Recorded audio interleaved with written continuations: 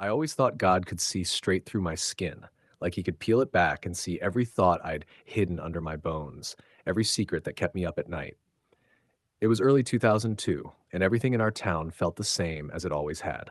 The same sunburnt yards, the same faded support our troops signs in windows, the same church bells ringing every Sunday morning.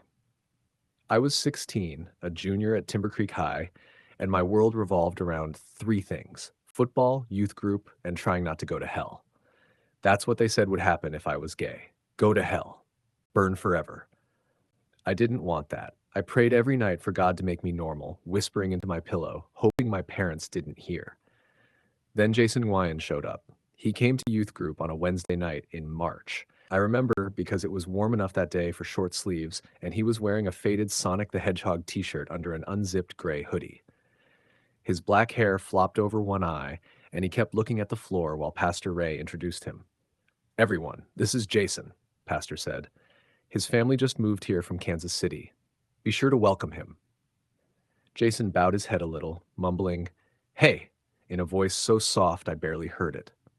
I saw the way some of the kids snickered, whispering things like Bruce Lee and Jackie Chan under their breath.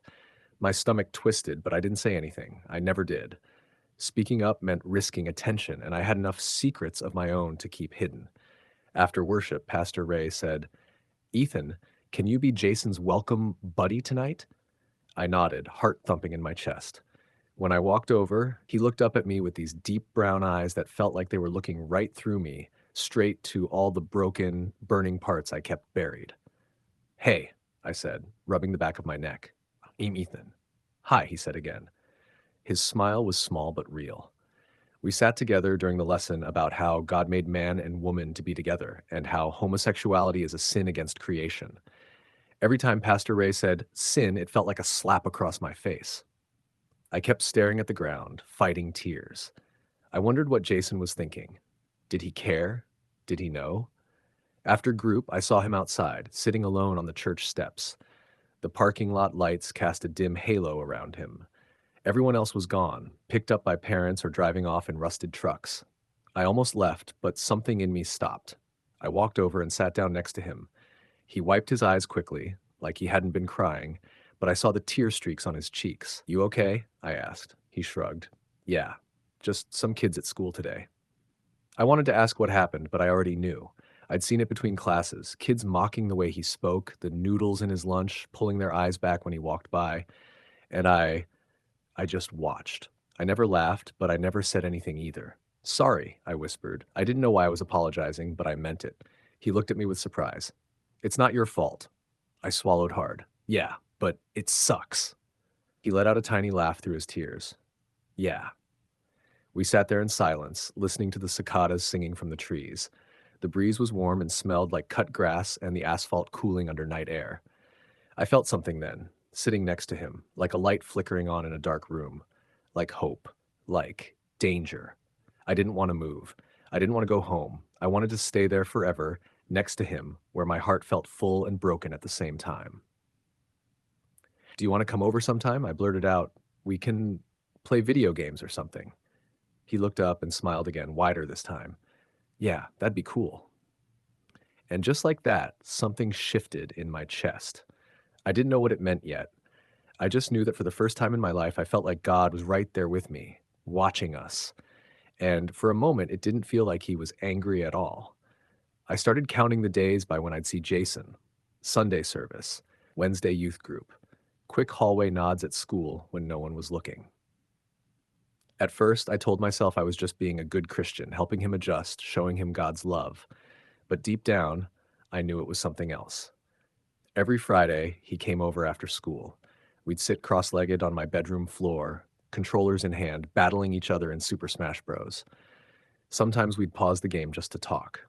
He told me about Kansas City, how it was easier there because there were more Asian kids and no one called him Bruce or Jackie or Kung Pao. Here they called him all of it and more. I asked if he told his parents. He shook his head. "They think if I study hard enough, it'll stop," he said, his voice flat. I wanted to tell him everything. I wanted to tell him that sometimes when I looked at him, my chest hurt so bad it felt like I couldn't breathe. That I woke up every morning praying to be different, and went to bed every night hoping he'd text me just to say good night. But I didn't. Instead, I stayed silent, just like I did every Sunday when Pastor Ray preached about homosexuality being a sin. One Wednesday, he read from Leviticus about man lying with man, and every word felt like a knife carving itself into my chest. I dug my fingernails into my palms until I felt warm blood smear across my lifeline. I whispered, "Please, God, please fix me," over and over in my head. That night after group, I walked Jason out to his mom's minivan. Before he got in, he turned to me. "Do you ever feel like there's something wrong with you?" he asked, staring down at the gravel. I froze. My throat burned.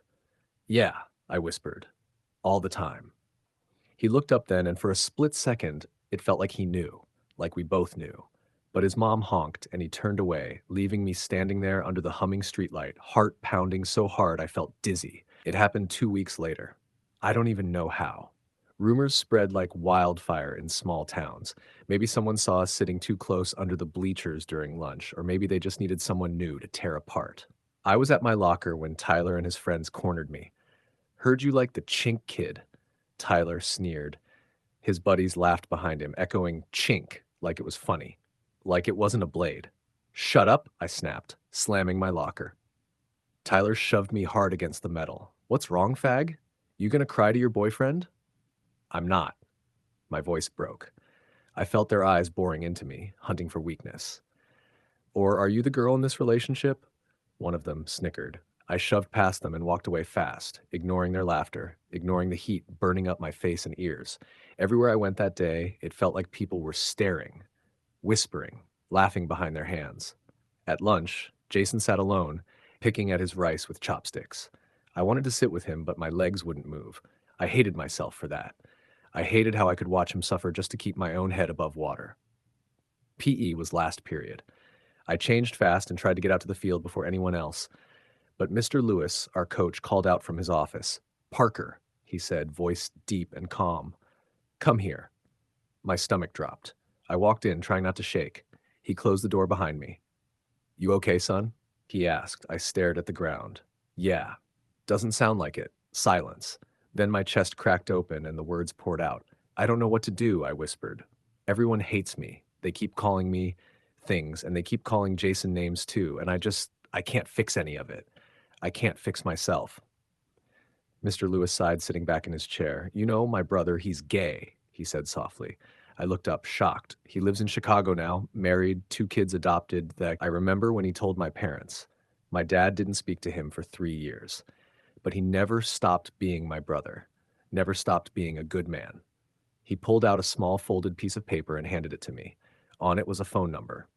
"This is a hotline. They'll listen. You don't have to go through this alone. You deserve to live, Ethan." I clenched the paper in my fist so hard it crumpled. Tears blurred my vision, but I nodded. "Thank you, coach." He just patted my shoulder. "Get out there. And remember, none of those boys get to decide who you are." That night, I sat on my bed staring at the number under my lamp's yellow glow. My parents were downstairs watching TV. I thought about ending it all, just slipping away quietly. But instead, I dialed the number. A woman's gentle voice answered. "Trevor Project. This is Sarah. How can I help you tonight?" And for the first time in my life, I told someone the truth. The next Sunday was the hardest day of my life. When we walked into church, it felt like every eye turned to me. Whispers rose like a swarm of gnats buzzing in my ears. I tried to keep my head down, tried to pretend I didn't hear them. "Such a shame," I heard Mrs. Lancaster say to another lady near the coffee table. "His poor parents." "Disgusting," the other woman hissed. "Bringing that sin into God's house." My father's hand clamped around my shoulder, fingers digging into bone. He forced a polite smile at them and guided me forward, but his grip told me everything. We sat in our pew. Pastor Ray's sermon was about Sodom and Gomorrah, about fire and brimstone, about God's wrath against the perverse. Each word burned a hole in my chest. My mother dabbed her eyes with a tissue, sniffling quietly. My father didn't move, didn't blink, just stared straight ahead, jaw locked. After service, he didn't say a word to me. He drove us home in silence. It's like fingers tapping the steering wheel hard. As soon as we walked through the front door, he turned on me. "Is it true?" he said, his voice low and dangerous. "What they're saying about you?" I swallowed, throat dry as dust. I don't know what they're saying. He stepped forward. Don't play games with me, Ethan. I looked at my mom. Tears streamed down her cheeks. She shook her head, whispering, Please, Ethan, please tell me it isn't true. I felt something inside me snap. Maybe it was fear finally breaking. Maybe it was the exhaustion of lying my whole life. It's true, I whispered.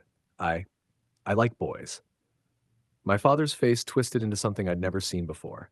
He turned away, fist clenched so tight his knuckles turned white. My mother covered her mouth, sobbing. How could you do this to us? She cried. How could you do this to God? I didn't answer. I didn't know how to. I just stood there, feeling my whole world crumble around me. My father walked out of the room without another word. My mother sank onto the couch, weeping into her hands. That night, I stayed up in bed, staring at the ceiling, listening to their muffled voices arguing in the kitchen. I felt like a ghost in my own home. The next day at school, Jason found me by my locker. Are you okay? He asked, his voice shaking. No, I said honestly. He reached out and touched my hand, just for a second. It was the first time anyone had touched me gently since everything happened. His fingers were warm. I wanted to hold on forever. Come over after school, he said, please. I nodded. That afternoon, his mom greeted me with a smile. She handed us plates of spring rolls and fried rice, saying, Eat well, boys, before disappearing into the kitchen. Jason's room was small, with anime posters on the walls and piles of sketchbooks everywhere. He closed the door and sat next to me on his bed. I told my parents, he said quietly. They were surprised, but they said they love me, that it doesn't change who I am. Tears welled in my eyes. I wish my parents said that. He took my hand again and held it tight. We sat in silence for a long time, listening to the hum of his ceiling fan and the muffled sounds of his mom cooking dinner. 2 years later, we graduated. Jason got into an art college in Chicago. I got accepted to a state university 3 hours away. We promised to call every night, and for a while we did. We visited each other over holidays, explored new cities together, kissed in hidden corners of bookstores and museums, pretending we were just friends to strangers' eyes. My father never spoke of it again. He never used the word gay or homosexual or anything at all. He just erased that part of me from his mind. My mother tried. She called sometimes, like asked about my classes, sent care packages with homemade cookies, slipping Bible verses inside about strength and redemption. I think it was her way of saying she still loved me, even if she didn't understand. Now I'm 29, sitting in my apartment in Chicago, sunlight streaming through the window onto our kitchen table. Jason is humming as he brews coffee, wearing his old Sonic t-shirt, faded and worn thin. Sometimes I think back to that small town church, to Pastor Ray's sermons, to Tyler's laughter, to my father's silence and my mother's tears. I think about the boy I was, kneeling by my bed every night, begging God to make me different. And I wish I could go back to him. I wish I could hold his shaking hands and whisper, You're not broken. You're not evil. You're not alone. One day you'll wake up in the morning and the boy you love will hand you a mug of coffee with sleepy eyes and a soft smile, and you'll know. God was never angry at you. He was just waiting for you to see the light he put in you all along. Jason sits down across from me, handing me my cup. He kisses my forehead and grins. Thinking deep thoughts again, huh? He teases. I laugh, feeling that same warmth in my chest I felt the first night we sat under the church lights. Yeah, I say, just thinking how lucky I am. Outside, the city hums with life. The rising sun glows between the buildings, and I know, finally back, that I am exactly where I was always meant to be. If this story moved you, share it with someone who needs to hear they're not alone. Subscribe for more powerful stories about identity, love, and the courage to be yourself. And remember, your story matters. You matter.